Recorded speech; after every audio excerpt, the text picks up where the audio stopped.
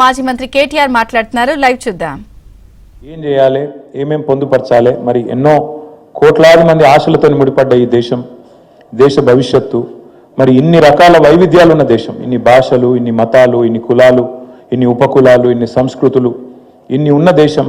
కాబట్టి దీన్ని ఐక్యంగా ఎట్లుంచాలి, ముందుకు ఎట్లా తీసుకుపోవాలి అని ఆలోచించే క్రమంలో ఆ కాన్స్టిట్యూయెంట్ అసెంబ్లీ డిబేట్స్ అని జరిగినాయి అన్నాడు. అంటే ఆ రోజు ప్రతిదాన్ని చాలా ప్రజాస్వామికంగా, ప్రజాస్వామ్య స్ఫూర్తితోని ఏ అంశమైనా లోతుగా చర్చించి ఫైనల్గా రాజ్యాంగంలో పొందుపరిచినారు.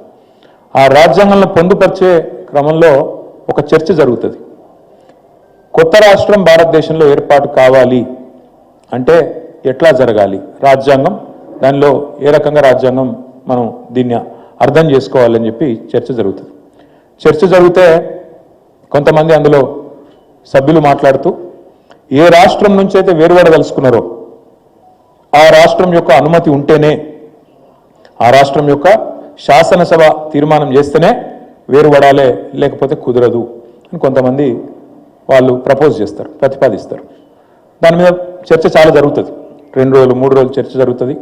ఆఖరికి చైర్మన్గా డాక్టర్ బాబాసాహెబ్ అంబేద్కర్ గారు ఒక మాట చెప్తారు. 2 అన్నదమ్ముళ్ళు ఉంటే చిన్నవాడు నాకు అన్యాయం జరుగుతుంది, నేను ఏరుపడతా అంటే పెద్దవాడు అనుమతి కావాలంటే కుదరది. మందబలంతో మరి నాకు సంఖ్య ఉంది కదా, నేను పెద్దవాడిని కదా, నాకు శక్తి ఉంది కదా, కాబట్టి నేను చిన్నవాడిని శాశ్వతంగా తొక్కి పెడతా అంటే ఆ చిన్నవాడికి ఎన్నటికి కూడా న్యాయం జరగది. ఇదే సూత్రం కొత్త రాష్ట్రానికే కాదు, అల్పసంఖ్యాకులుగా ఉండే మైనారిటీలకు వర్తిస్తుంది, తక్కువ సంఖ్యలో ఉండే మరి ఇతర వర్గాలకు కూడా వర్తిస్తుంది. అదే మాదిరిగా అంటే దానికి ఒక అద్భుతమైన మాట వాడతారు వారు, టిరనీ ఆఫ్ మెజారిటీ. టిరనీ ఆఫ్ మెజారిటీ అంటే మందబలంతో అవతలడు గొంతు నొక్కేడు, అది ఉండకూడదు, ప్రజాస్వామ్యంలో అది కరెక్ట్ కాదు అని మాట్లాడి పొట్లాడి అందరిని ఒప్పించి మెప్పించి ఆర్టికల్ 3లో కొత్త రాష్ట్రాల ఏర్పాటుకు మరి ఆ ఉన్న రాష్ట్రం యొక్క అనుమతి అవసరం లేదు అని పెట్టి ఇవాళ మనం తెలంగాణలో మాట్లాడుతున్నామంటే దానికి కారకుడు ఒకే ఒక్కరు, పెద్దలు డాక్టర్ బాబాసాహెబ్ అంబేద్కర్.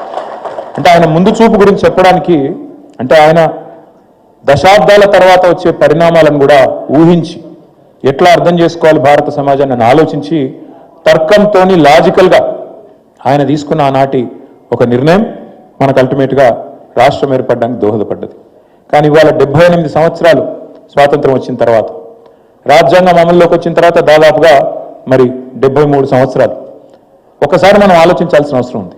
అంటే బాబాసాహెబ్ యొక్క ముందు చూపు, ఆయన ఆలోచన ఎంత గొప్పదంటే, ఆయన నిజంగా చెప్పాలంటే కొంతమంది కేవలం ఆయన కొన్ని వర్గాలకు నాయకుడు, అందులో ముఖ్యంగా ఆయన దళిత జాతిలో పుట్టిండు కాబట్టి, దళిత బిడ్డ కాబట్టి ఆయన దళిత జాతికి మాత్రమే నాయకుడు అన్నట్టుగా కొంతమంది ఆయనను తక్కువ చేసే ప్రయత్నం చేస్తారు. కానీ వాస్తవం